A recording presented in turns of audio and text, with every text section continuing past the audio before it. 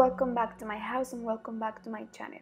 I'm Laura Cepeda. I'm very excited to have all of you, like every Wednesday, with me.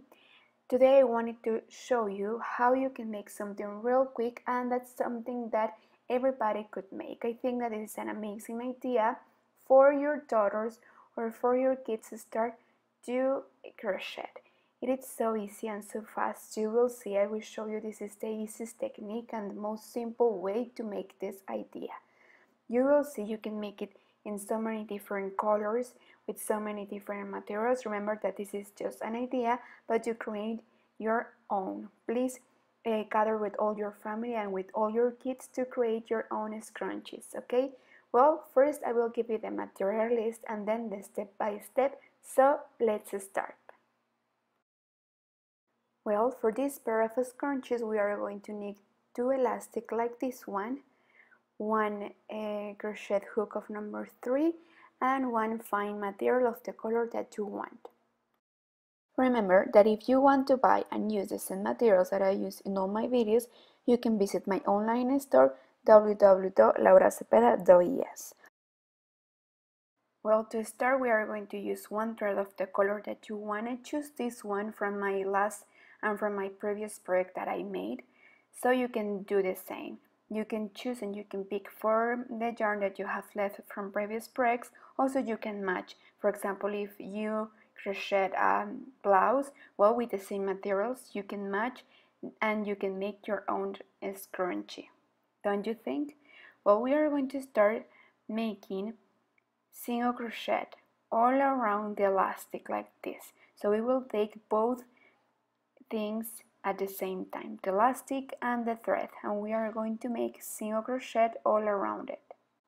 So we will continue like this until we cover all the elastic, until we see that we don't have any space left. So let's continue. Well, so once we have all our elastic cover, well, we are going to slip 1 to close like this, and now you have all your elastic cover. Then in the first stitch we are going to make a single crochet, then we will go up with 3 chains,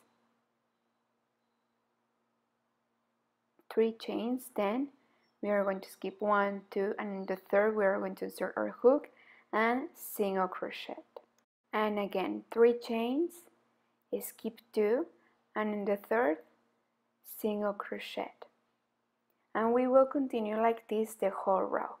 3 chains, skip 2, and in the third insert your hook, and we are going to create these loops. So let's continue. Well, at the end of the row we will slip 1 to close like this. I will show you. We will take this stitch and then we will slip 1. Then to start the next row we will make single crochet in the first wave, then 1 chain, and in the next wave we are going to make a double crochet. 1 chain, 2 chain, 3, and you will come back to make the picot stitch.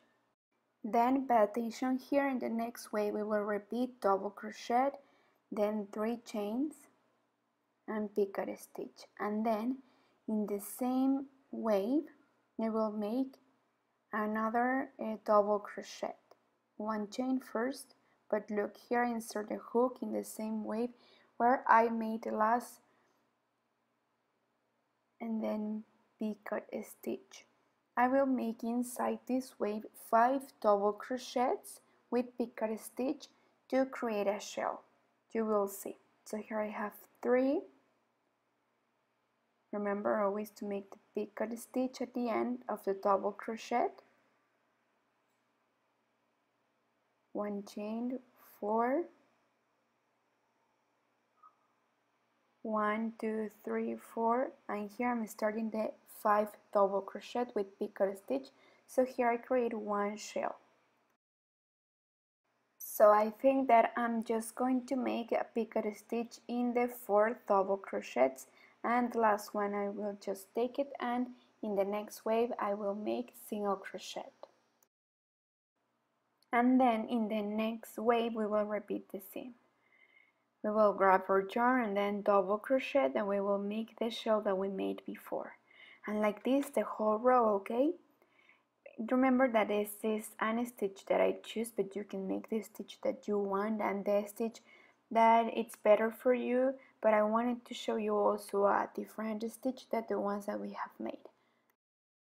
I call this stitch the parsley stitch, or how can you call this stitch? Please let me know. Remember that I haven't learned all the terms in English, so please let me know and help me. It will mean a lot to me. But well, this stitch is it looks amazing, I think, and in this scrunchie it will look very nice, very elegant, right?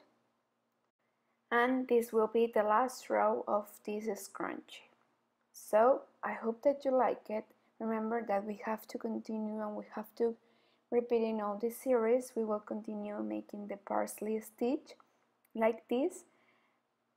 Remember that in the last double crochet we won't make a bhooked stitch, we will just make a single crochet, and right away we will continue in the next way making the shell or the parsley, and like this until we finish to make this stitch all around or elastic. Okay, remember, if you want you can combine colors and you can combine textures to make this scrunchie that you want. You can match with your outfits, or also you can use it and you can make it as a present. Well, look, here I finished, and this is how it looks. It looks good, it looks amazing, right? I like how it looks, and also the colors, and the material is very soft too. Well, here we are going to close the row like this. We are going to make a single crochet, then we will cut a long thread, and then we will hide it through all this project. But well, here I will make it in case you have doubt how we are going to hide this thread. With the same hook we are going to take the thread and hide it through this stitch. Now if you want at the end, you can steam this iron if you are going to make this scrunchie for a present. So you can iron with plenty of steam, and you can use an ice box, and you can give it as a present too. Now I'm going to start making the second scrunchie that I wanted to show you with a different stitch. We will repeat the same. We will make the single crochet rows and also the wave row stitch that we made. So when we finish these rows, see you there. Well, here I am. As I told you, I already made the single crochet row and the row of waves. I think that these two rows are basic. If you want to make the scrunchie by your own with the stitch that you want, I think that it's important always to start with these two basic rows. But well, in this case, I'm going to show you a different stitch. We will go up with 5 chains, 3, 4, and 5. Grab your yarn twice.